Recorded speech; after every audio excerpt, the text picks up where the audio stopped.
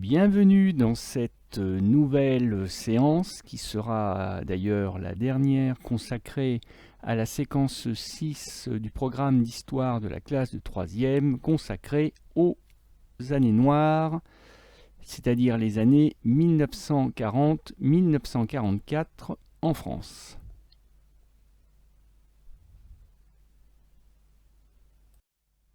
Et oui, nous arrivons à la fin de notre périple après avoir étudié tour à tour l'humiliante défaite de mai-juin 1940, puis la non moins humiliante période du régime de Vichy, de sa révolution nationale et de sa collaboration d'État.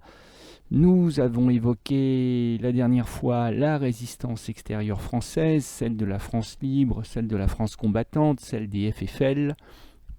Aujourd'hui, nous allons évoquer ensemble les résistances intérieures, qu'elles soient armées ou non armées.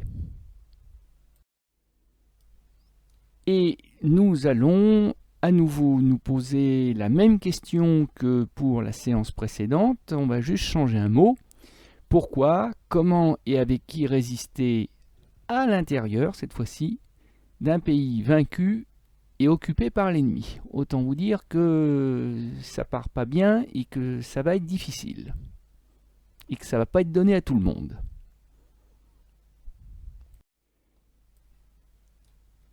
Et nous allons commencer par évoquer la figure historique d'un grand résistant, non pas Charles de Gaulle, qui interviendra à nouveau au cours de la séance, mais un autre, en lien d'ailleurs avec Charles de Gaulle, nous le verrons plus tard, et qui s'appelait Jean Moulin. Jean Moulin qui fut un pionnier individuel de la résistance en France, c'est-à-dire qu'il fut l'un des tout premiers, avant même l'appel du 18 juin, à entrer en résistance contre l'occupant. En effet, le 10 mai 1940, l'offensive allemande déclenche l'Exode, ça vous le savez maintenant, et Jean Moulin, qui est préfet d'Eure-et-Loir, fait face au mieux à la panique, alors que Chartres se vide de ses habitants et que les troupes françaises quittent la ville. Eh bien, lui, le préfet, le représentant direct de l'État dans le département, choisit de rester, ce qui est courageux de sa part, et il est donc à son poste lorsque les premières unités de l'armée allemande pénètrent dans Chartres le 17 juin 1940. Alors, c'est pas le fait d'être resté fidèle à son poste qui est en soi un acte de résistance, même si déjà Jean Moulin fait preuve d'un caractère et d'un courage supérieur à la moyenne. Non, c'est la suite qui va nous montrer en quoi consiste le fait de résister à l'ennemi. Dans la soirée du 17, deux officiers viennent voir le préfet Jean Moulin et lui ordonnent de signer un document qu'ils appellent un protocole, un certificat, une attestation que des troupes coloniales de l'armée française, ce qu'on appelle côté français l'armée noire, mais ce que les nazis appellent les nègres ou les singes, eh bien ces troupes coloniales de l'armée française qui étaient stationnées dans les environs de Chartres se sont mal conduites. Autrement dit, elles ont violé des Françaises. Jean Moulin refuse parce qu'il a bien compris où veulent en venir les Allemands. Les Allemands ont l'intention d'exécuter sauvagement leurs prisonniers noirs parce que les nazis sont racistes. D'ailleurs, ça ne date pas d'hier, c'était déjà le cas pendant la Première Guerre mondiale. Et ils ont bien l'intention d'exécuter leurs prisonniers noirs, mais ça serait mieux évidemment s'ils avaient un prétexte, et ce prétexte, ça serait justement des crimes imaginaires qui seraient couverts par le gouvernement français en la personne de Jean Moulin. Et Jean Moulin refuse tout net, il est donc tabassé, bousculé, jeté à terre. Les coups pleuvent, mais il ne cède pas, il ne signera pas ce document infamant qui conduirait les soldats noirs à la mort. Et comme Jean Moulin est têtu, mais qu'il a aussi conscience de ses limites et qu'il a peur de céder sous les coups de ses bourreaux, eh bien, profitant d'un moment de distraction de ses gardiens, il se tranche la gorge avec un tesson de bouteille. Bref, il se suicide, ou du moins il tente de se suicider, et là on peut considérer que c'est son premier acte de résistance. Il est soigné à temps, il est sauvé, donc autant vous dire qu'il n'a pas entendu l'appel du 18 juin le lendemain, puisqu'il était à l'hôpital et qu'il était dans un triste état. Eh bien, pour le remercier de son grand courage, le nouveau régime, le régime de Vichy du maréchal Pétain, qui n'est pas encore entré en collaboration, mais qui a l'intention de collaborer, eh bien, relève le préfet Jean Moulin de ses fonctions. Son état de santé ne permet pas qu'il reste à son poste. Et le Jean Moulin, préfet de Chartres, sera carrément révoqué le 2 novembre 1940. On ne veut plus de lui.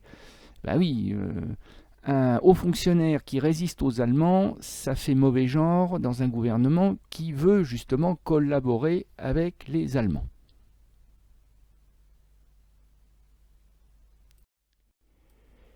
Mais la résistance intérieure peut être aussi collective.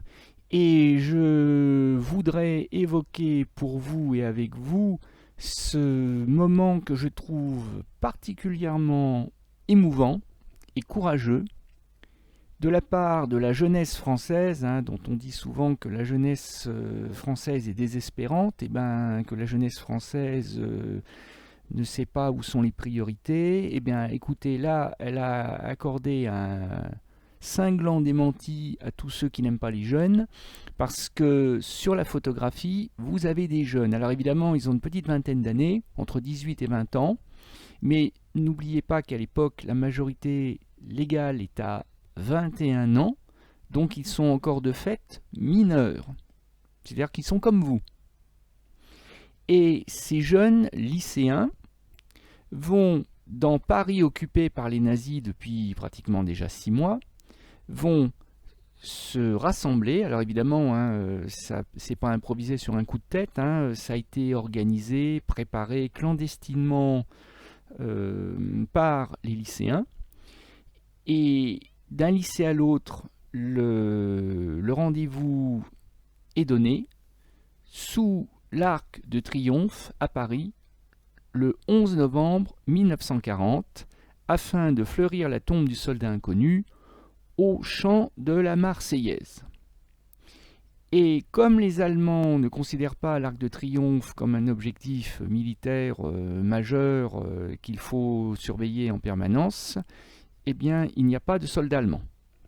Donc, les lycéens défilent de manière impeccable, gants blancs et leurs plus beaux costumes, et vont fleurir et honorer la mémoire du combattant anonyme de 1914-1918.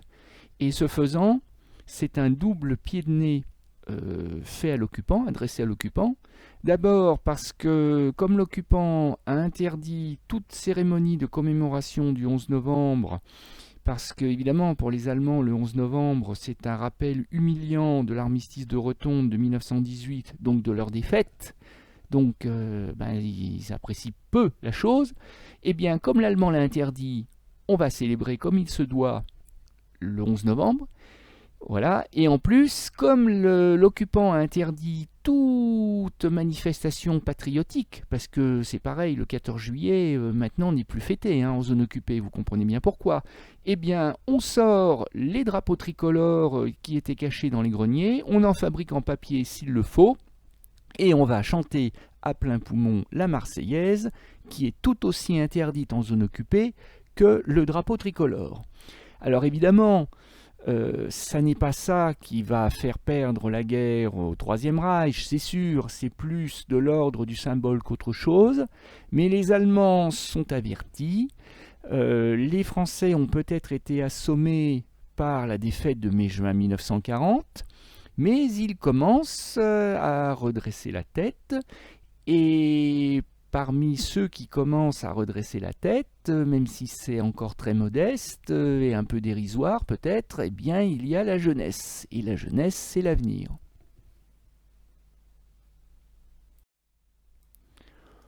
Autre exemple d'acte collectif de résistance intérieure qui lui est très différent du précédent, parce que le précédent est spectaculaire, parce que des centaines de lycéens qui défilent triomphalement sous l'Arc de Triomphe, on ne peut pas dire que ça soit discret.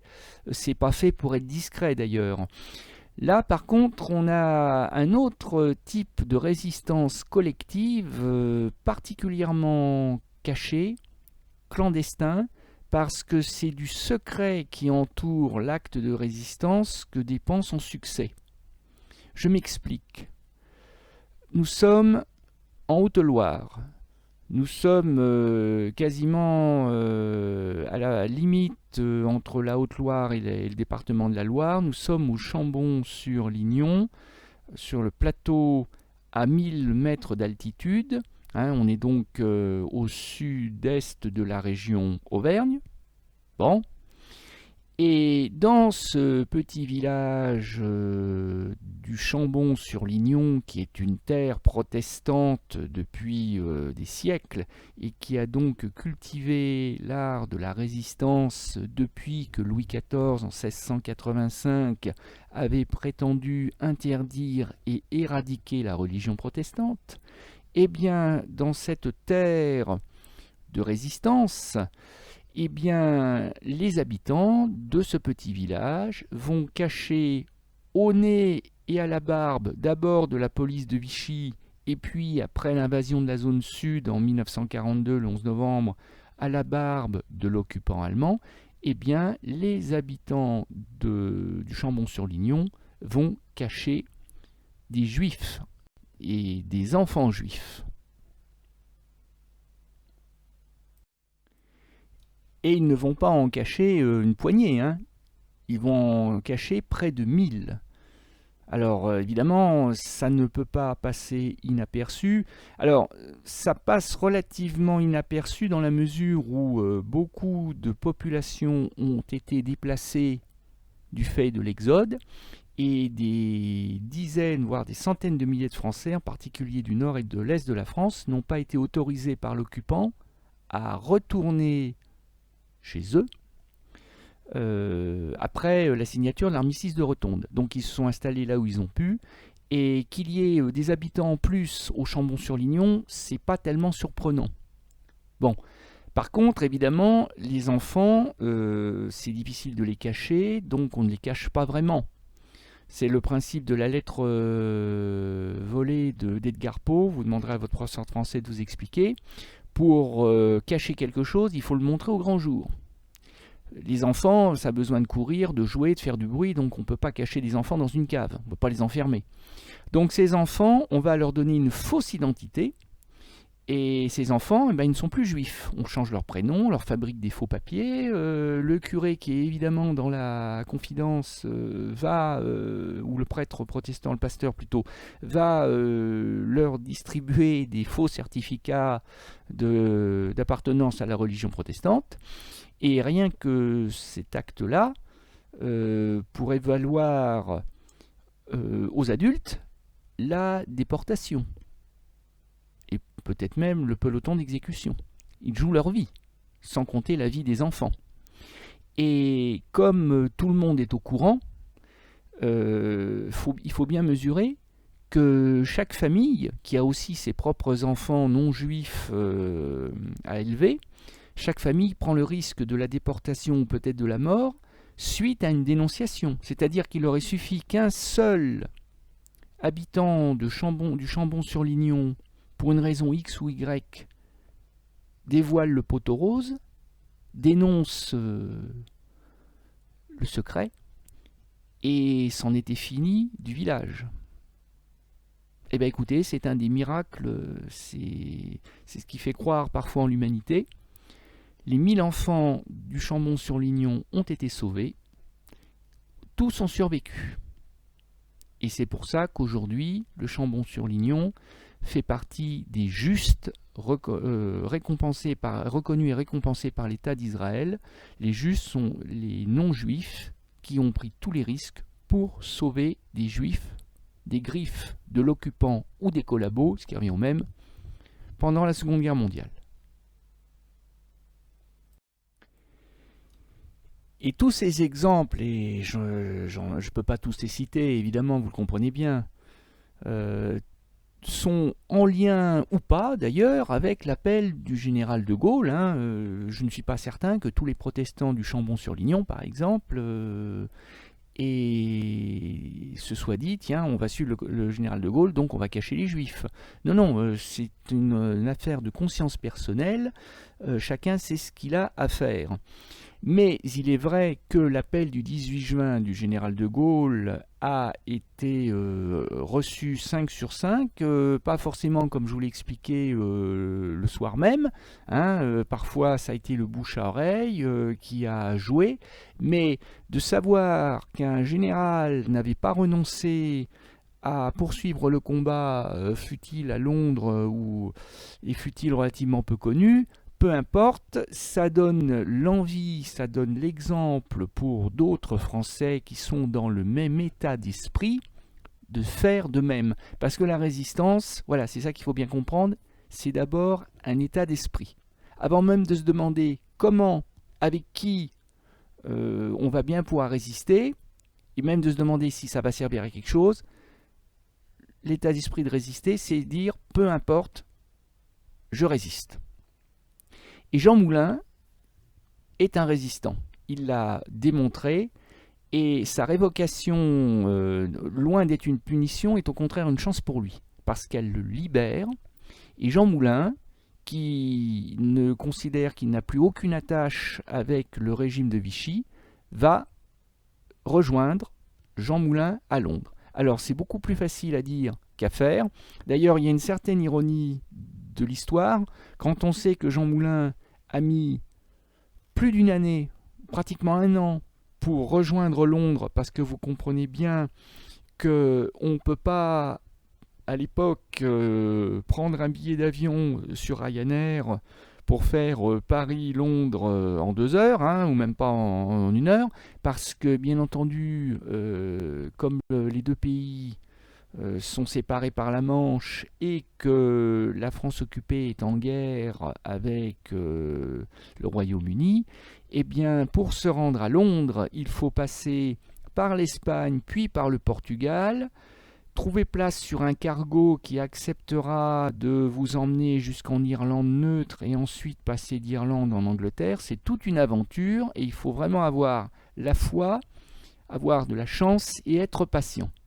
Mais là où il y a l'ironie de l'histoire, disais-je, c'est que à peine Jean Moulin est-il à Londres que De Gaulle le reçoit, parce que De Gaulle a entendu parler de Jean Moulin, de son courageux acte de résistance, et il cherche un homme de confiance qui n'a peur de rien, et surtout pas de mourir, et il a besoin de lui pour le renvoyer, devinez où, en France métropolitaine, cette France métropolitaine que Jean Moulin a eu tant de mal à quitter. De Gaulle et ses 2 maîtres ne peuvent évidemment pas revenir en France. Le personnage est maintenant trop connu. Il est surtout condamné à mort par contumace, c'est-à-dire à distance. Et si jamais il tombe aux mains de l'ennemi, que ce soit la police de Vichy ou la Gestapo allemande, son compte est bon. De Gaulle ne peut pas revenir en personne en France occupée. Donc il lui faut un homme de confiance, et cet homme de confiance sera Jean Moulin. Il va apprendre à sauter en parachute, et le 31 décembre 1942, Jean Moulin est renvoyé en France occupée par De Gaulle, de manière clandestine donc, avec une première mission, et qui est une mission qui paraît déjà en elle-même impossible, c'est unifier tous les réseaux de résistance de zone de la France occupée. Et Jean Moulin, qui n'a peur de rien, et surtout pas de l'échec, va réussir ce petit miracle d'abord de prendre contact avec tous les groupes de résistance majeurs qui ont réussi à se faire connaître à Londres. Parce que là encore, on ne trouve pas l'adresse des mouvements de résistance dans les pages jaunes de l'annuaire, hein, vous en doutez bien. Les résistants, s'ils veulent survivre, ils doivent se cacher, ils doivent être clandestins justement. Donc trouver des clandestins, c'est pas facile, on va y revenir. Donc il faut prendre contact sans risquer d'être capturé et de faire tomber les réseaux de résistance comme un jeu de quilles.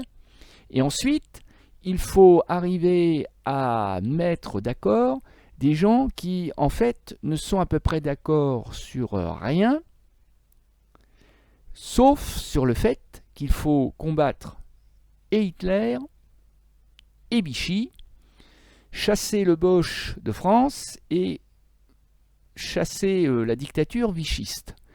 Ça, c'est la seule chose qui unit les résistants, parce que pour le reste, vous avez de grandes différences. Je n'en citerai qu'une seule. Vous avez des mouvements de résistance qui sont par exemple communistes, et d'autres qui ne le sont pas, et qui seraient même presque anticommunistes. Et les communistes ne portent pas le général de Gaulle dans leur cœur, parce que même s'ils doivent bien reconnaître que l'appel du 18 juin, ça a quand même un peu de la gueule, effectivement, c'est pas mal. Pour eux, le général de Gaulle, c'est un militaire d'extrême droite, et ils ne font presque pas plus confiance, pour certains, à de Gaulle qu'à Pétain.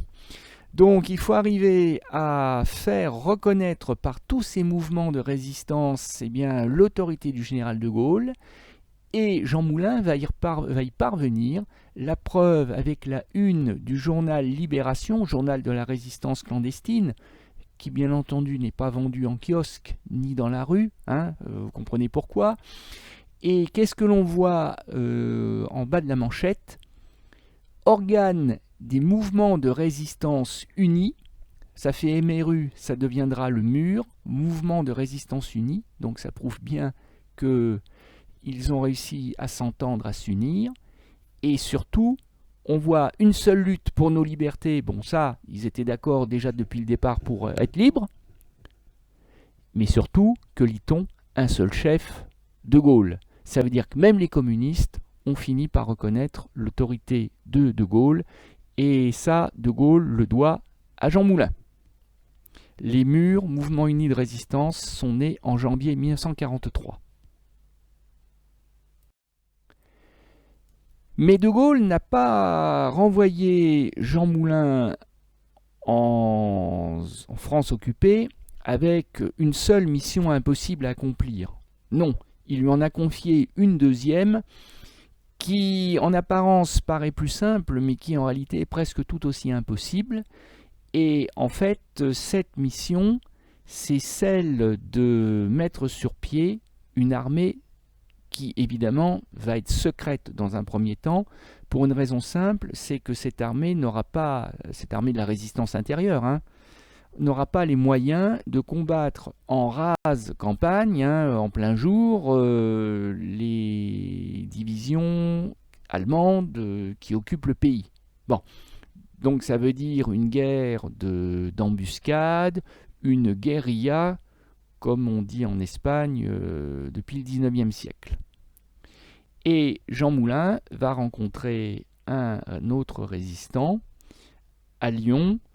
En fait, dans les premiers jours de son retour en France occupée, c'est-à-dire début 1942, et cet homme s'appelle Raymond Aubrac, enfin ça du moins c'est son nom de combattant, et à Raymond Aubrac il va confier la mission de créer une armée secrète avec des petites unités de 6 hommes qui ne connaissent, qui forment des cellules, comme on dit. Chacun ne connaît que ses 5 autres partenaires, ce qui fait que si jamais la cellule est démantelée, si jamais un des combattants tombe aux mains de l'ennemi, que ce soit la police de Vichy, puis plus tard la milice, ou que ce soit la Gestapo, eh bien, même si on le torture et même si ce combattant parle, au mieux, il ne pourra dénoncer que les 5 camarades qu'il connaît, il ne pourra pas en dénoncer d'autres. Le problème, je disais, c'est que c'est une mission impossible parce que une armée pour mener la vie dure à l'occupant, d'accord, mais une armée sans armes. Parce que dans un premier temps, la France libre n'a pas les moyens d'armer les résistants de l'intérieur. Elle a déjà assez de mal à équiper ses propres unités, celles de Leclerc ou de Koenig. Les Américains sont particulièrement radins parce qu'ils ne croient pas en la capacité militaire de la résistance intérieure. Pour Roosevelt et l'état-major américain, la résistance intérieure a une valeur militaire équivalente à 0. Les Américains n'ont pas l'intention de parachuter des armes aux Français de l'intérieur pour que ces armes tombent aux mains des Allemands. Quant aux Anglais, les Anglais ils veulent pas se fâcher avec les Américains, et puis les Anglais ils ont aussi à équiper leurs propres troupes. Donc c'est clair, Jean Moulin d'ailleurs ne le cache pas à Raymond Braque, les résistants de l'intérieur vont devoir se procurer eux-mêmes leurs armes, quitte s'il le faut à piller les armureries des gendarmeries françaises, parce que c'est à peu près le seul endroit de France où l'on peut encore trouver des armes, sachant que l'occupant a évidemment confisqué toutes les armes à feu, à commencer par les fusils de chasse. On ne chasse pas sous l'occupation. C'est interdit. Tiens, pendant que j'y suis, puisque je commençais à parler de Raymond Aubrac, eh bien, autant vous dire que la résistance, c'est parfois un état d'esprit que l'on partage en couple. À condition évidemment d'avoir particulièrement confiance en son partenaire et de partager les mêmes risques que lui.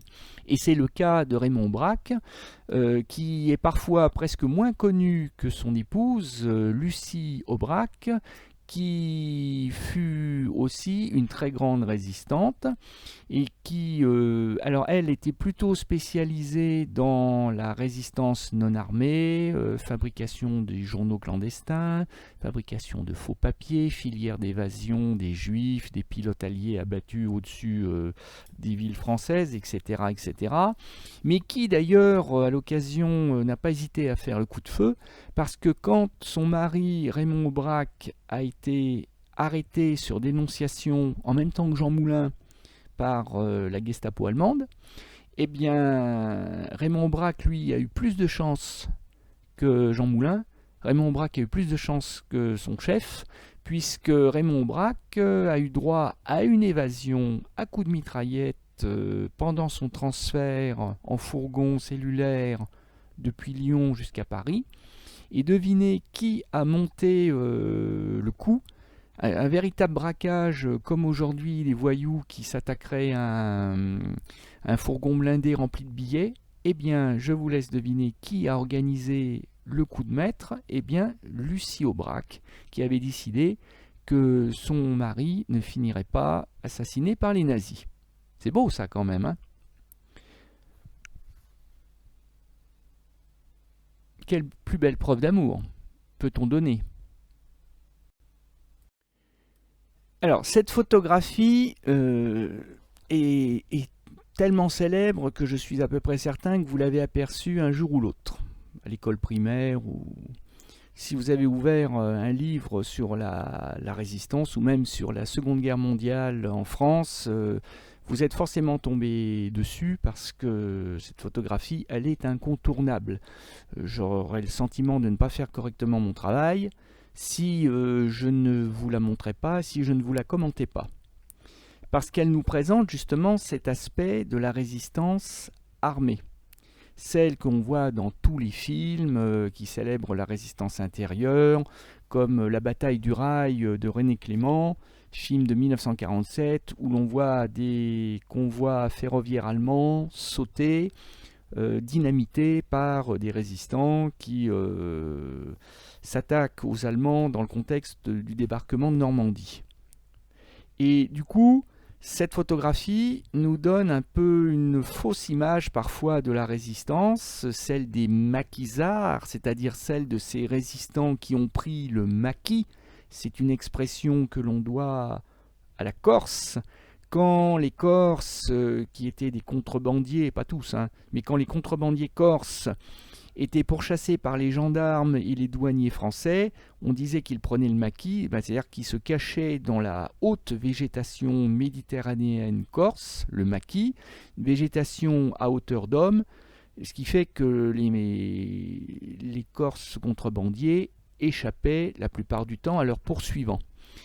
Alors là, les maquisards français, ils ne sont pas tous en Corse, mais ils vont se cacher dans les montagnes, dans les forêts, là où les Allemands ne viennent, pour ainsi dire, jamais, parce que les maquisards, encore une fois, n'ont pas les moyens d'affronter en rase campagne l'occupant allemand ou même la police de Vichy, parce qu'ils ne sont pas suffisamment bien armés.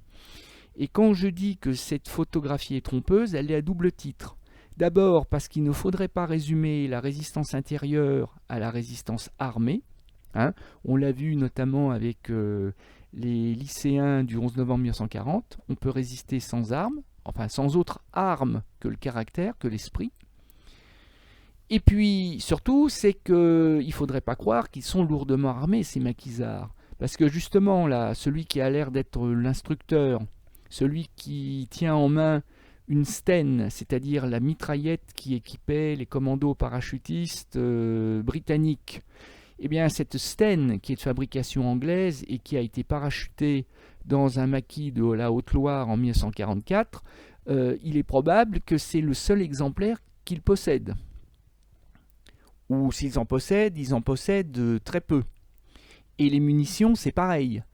C'est-à-dire qu'on ne va pas gâcher des munitions à tirer sur des troncs d'arbres pour s'entraîner, ça serait pourtant indispensable, mais outre le fait que ça serait un peu bruyant et que ça risquerait d'attirer l'attention des agriculteurs du coin, dont certains pourraient parfaitement être tentés de dénoncer les maquisards à la police, on ne sait jamais, parce que ça fait du bruit, tirer des rafales sur les arbres. Et puis deux, on n'a pas assez de munitions pour les tirer sur les troncs d'arbres. Il vaut mieux les garder pour le jour où les Allemands attaqueront le maquis. Donc en réalité, oui bien sûr, on finit par avoir des armes dans les maquis, mais ce sont le plus souvent des armes de poing, des pistolets, des armes légères, parce que les armes lourdes, encore une fois, les Alliés ne les parachutent pas, ou les parachutent peu, et sinon, il faut aller les récupérer sur les Allemands. Et autant dire que c'est quasiment mission impossible. Là encore. Alors vous l'aurez compris, c'est pas toujours très facile, ça n'est jamais facile d'être un résistant. Que l'on fasse de la résistance armée ou de la résistance non armée, parce qu'il faut se cacher de l'ennemi pour mieux le combattre. C'est pas faire preuve de lâcheté que se cacher de l'ennemi, bien au contraire. C'est faire preuve d'intelligence et c'est se donner plus de chances de survivre afin d'être efficace. Et quand on est un résistant non armé qui vit caché entre guillemets, au milieu des autres Français, comme par exemple ces lycéens du 11 novembre 1940 ou ces habitants du Chambon-sur-Lignon, ou comme Lucie Aubrac dans les premiers mois de son activité de résistante, quand elle est le jour professeure d'histoire-géographie au lycée de jeunes filles de Clermont-Ferrand, mais qu'ensuite, le soir venu, elle devient imprimeuse et rédactrice en chef du journal clandestin de Résistance Libération, on travaille au nez et à la barbe de l'allemand, à son contact direct. Parfois en faisant d'ailleurs ami avec les Allemands pour endormir leur méfiance et pour mieux les espionner. Au risque de passer d'ailleurs pour la concierge de l'immeuble ou pour ses voisins pour une collabo, alors qu'en réalité, on est un ou une résistante. Quant aux maquisards, je vous l'ai expliqué, eux, ils vivent à l'écart des nazis, et si le maquis veut survivre le plus longtemps possible, il vaut mieux qu'il en soit ainsi. Mais de toute manière, personne n'est à l'abri d'une dénonciation. Et puis si par exemple un maquisard tombe malade, à vivre dans la forêt, dans la montagne, ça arrive. Ou s'il est blessé par balle au cours d'une action de guérilla, d'embuscade contre les Allemands. Pas question de l'emmener chez le docteur, et encore moins à l'hôpital, vous comprenez bien pourquoi. Donc il va falloir se débrouiller comme on peut, ou alors faire appel à des gens de confiance, des médecins en particulier, qui viendront vous soigner directement au maquis, et qui n'iront pas ensuite vous dénoncer une fois revenus à leur cabinet médical. Donc ça veut dire qu'il faut s'entourer d'énormément de précautions. Et alors bien entendu, quand on s'appelle Jean Moulin et qu'on est l'ennemi public numéro 1 pour le régime de Vichy et pour l'occupant allemand, que sa tête est mise à prix partout en France, aussi bien en zone nord qu'en zone sud, parce que les Allemands savent qu'il est en France. Ils savent très bien par leurs propres espions quelles sont les missions que Jean Moulin a reçues des mains du général de Gaulle. Eh bien, quand on s'appelle Jean Moulin et qu'on doit prendre tous les risques pour œuvrer à l'unité de la résistance intérieure française, eh bien, on est obligé de multiplier les précautions. On se promène toute l'année le visage le plus masqué possible. Alors évidemment, l'hiver, c'est plus facile de se promener avec un foulard sur le visage. L'été, c'est plus délicat, hein, ça paraît pas naturel. On va utiliser un maximum de pseudonymes, comme Max ou Rex. On va multiplier les précautions pour éviter de tomber dans des pièges. On va multiplier des mots de passe, des mots codés, des rendez-vous codés. Et histoire de prouver à ses interlocuteurs qu'il était bien celui qu'il prétendait être, c'est-à-dire Jean Moulin, envoyé du général de Gaulle, eh bien, Jean Moulin se promène avec une boîte d'allumettes qui possède un double fond, dans laquelle se trouve un microfilm, c'est-à-dire un document en modèle réduit, qui est une lettre signée du général de Gaulle, qui explique que, ben oui, il est bien celui qu'il prétend être, c'est-à-dire l'envoyé du général de Gaulle. Et donc ça veut dire qu'en cas de fouille, eh bien, Jean Moulin a intérêt à ce que le policier ou l'Allemand qui ne l'aura pas reconnu, mais qui le fouille comme ça au hasard dans la foule, ne soit pas trop curieux de regarder trop à fond la boîte d'allumettes. Et bien entendu, si Jean Moulin se promène avec une boîte d'allumettes dans la poche, il vaut mieux qu'il ait aussi avec lui des cigarettes ou une pipe, parce que quelqu'un qui se promène avec une boîte d'allumettes et qui ne fume pas, ça peut paraître louche. Vous voyez qu'il faut penser à tout quand on est un résistant. Et il faut penser au pire.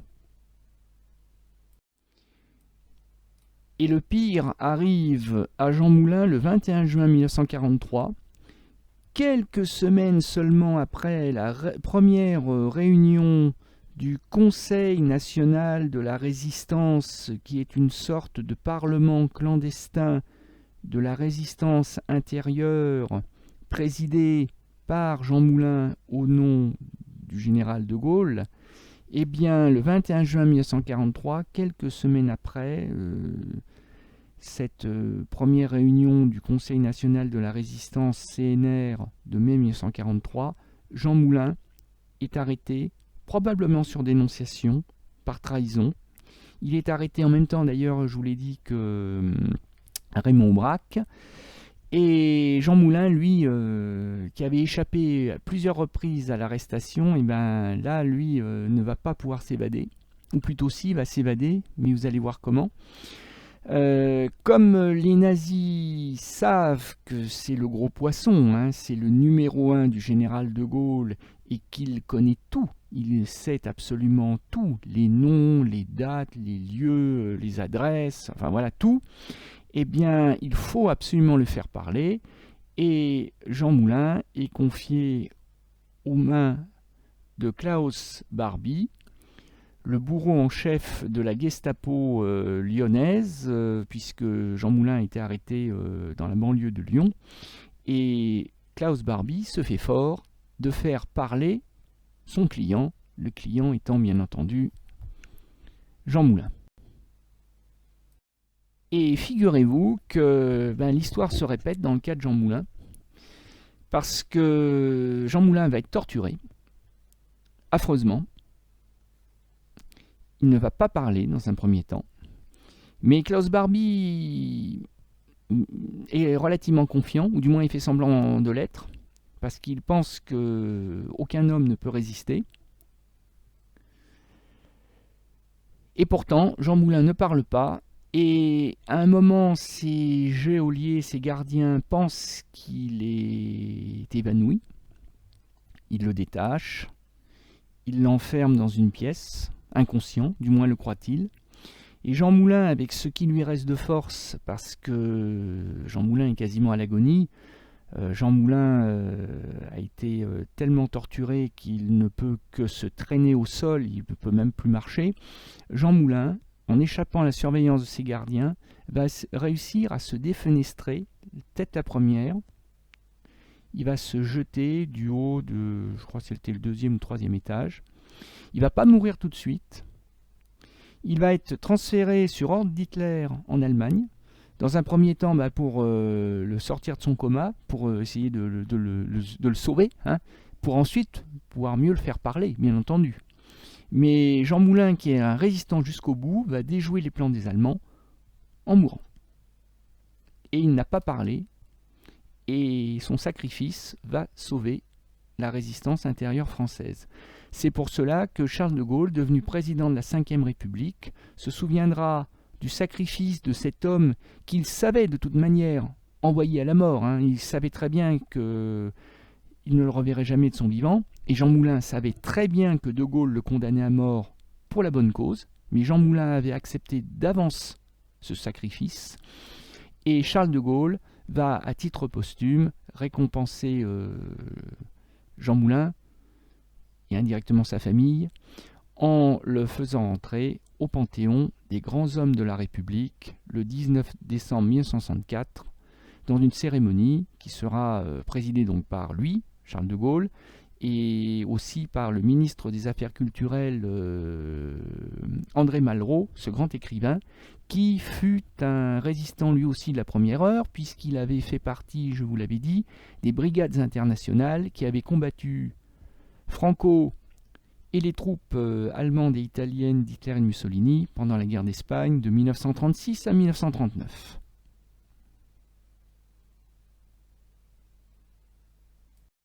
Alors, on arrive à la fin de la séance et donc je tiens à vous rappeler deux dates majeures. Alors, celle du 18 juin 1940 que nous avions déjà vue lors de la séance précédente, et puis une que je n'ai peut-être pas suffisamment d'ailleurs mise en valeur, celle du 27 mai 1943, où, et c'est la conséquence directe de la réunion des mouvements unis de la résistance, les fameux murs, hein, eh bien, leurs représentants rentrent dans ce Conseil national de la résistance, qui encore une fois est une sorte de parlement clandestin de la résistance intérieure, présidé pour De Gaulle par Jean Moulin, et qui tient sa première réunion le 27 mai 1943 à Paris, au nez et à la barbe de l'occupant. Alors, on en arrive à l'exercice du jour. Et là, il m'a paru intéressant de vous faire réfléchir sur les deux résistances de l'armée des ombres. L'armée des ombres étant le surnom donné à la résistance intérieure. et sur le fait qu'il s'agit d'une double résistance, parce qu'il s'agit à la fois d'une résistance qui est non armée ou armée. Quand je dis armée, c'est-à-dire arme à feu explosif, hein. Parce qu'encore une fois, tout peut devenir une arme. L'esprit, un journal peut devenir une arme. Donc là, quand je parle de résistance armée en rouge, c'est ce qui fait pam-pam ou boum. Donc je vais vous demander de lire chacune des cases et de la colorier soit en vert, soit en rouge, soit pourquoi pas en vert et rouge, parce qu'il peut arriver que la résistance non armée ou armée finisse par se mêler, parce que la frontière entre les deux n'est pas justement toujours hermétique. Voilà, mettez-moi sur pause le temps de faire l'exercice, je vous laisse réfléchir, à tout de suite pour le corriger. Alors, je vous laisse prendre connaissance du corrigé. Comme vous pouvez le voir, en nombre de cases en vert, c'est-à-dire résistance non armée, ou de cases en rouge, c'est-à-dire résistance armée, vous voyez qu'on est à peu près à égalité, hein. On voit par exemple que le sabotage, ça peut être le fait de la résistance armée. Évidemment, si vous disposez d'explosifs, voilà, c'est relativement plus simple pour faire sauter des rails et faire sauter des trains. Mais on peut aussi faire du sabotage sans explosifs, hein. Alors évidemment, c'est plus compliqué, c'est plus laborieux, c'est peut-être plus dangereux aussi. Bon, mais ça, c'est toujours faisable. Couper des fils, des câbles téléphoniques, c'est déjà un acte de sabotage. Il n'y a pas besoin d'explosifs. Par contre, si vous êtes surpris avec un sécateur à la main, à tenter de couper des câbles téléphoniques, c'est au mieux la déportation, au pire le peloton d'exécution qui vous attend. Que vous soyez un homme, une femme ou un enfant. Un enfant, ça se fusille aussi bien qu'une femme ou qu'un homme. L'évasion des pilotes alliés abattus pour les renvoyer autant que possible en Angleterre, ça peut être le fait des maquis, hein, c'est-à-dire la résistance armée. Ça peut être le fait aussi de, même si c'est peut-être plus dangereux, de résistants non armés, mais qui vont constituer des filières d'évasion en passant par l'Espagne, qui est neutre, je vous le rappelle, et ensuite par le Portugal, qui, et je vous le rappelle toujours, est également neutre.